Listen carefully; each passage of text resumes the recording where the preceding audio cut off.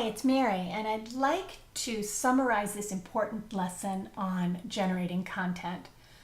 As you've learned, there are 4 techniques that work very well to stimulate the ideas in your head and get them out of your head so that you can shape them into a document. And those techniques are concept mapping, outlining, brainstorming, and free writing. So experiment to figure out which one of these techniques works best for you. And know that you're not going to use all of these techniques for every document that you write. Pick and choose so that when you get stuck, you have tools to get you unstuck and make you more efficient. Remember also that for many documents, you might not have to do any official content generation. You might just need to pause, take a few breaths, and think, who's my reader? What do I want them to know or do? What information do I need to give them? And it just comes right out of your head and you're ready to move. But when that doesn't happen and you are a little bit stuck, lean on these techniques because it will help you enormously. And typically, there are times where we'll choose different techniques.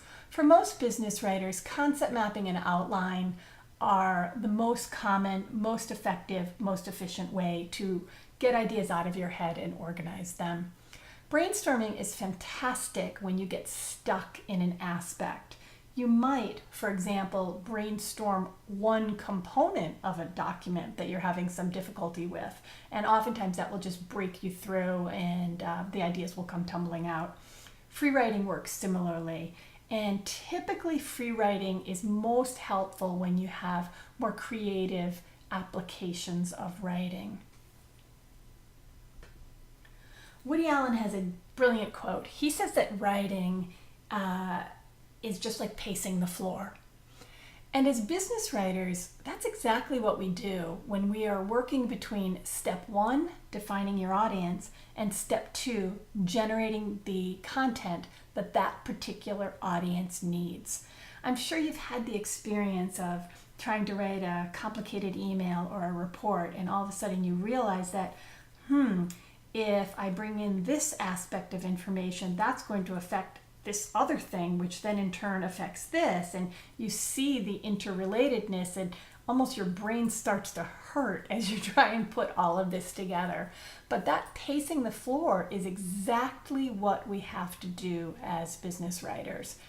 Step 1 and step 2 are critical. If we don't get these steps right, it is very hard to salvage the document because substantively there are now flaws.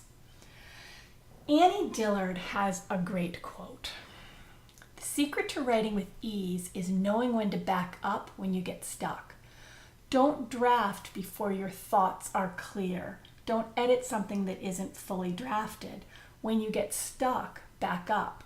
So if you find yourself trying to draft something and you're getting stuck, know then that probably your thoughts aren't as clear on it as they could be.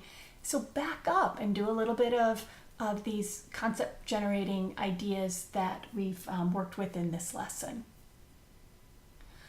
By slowing down a little bit and becoming a bit more deliberate when you start your business writing, by defining your audience and generating the content that that audience needs, you will save time in the overall amount of time you spend on the document, and the document will be much more effective.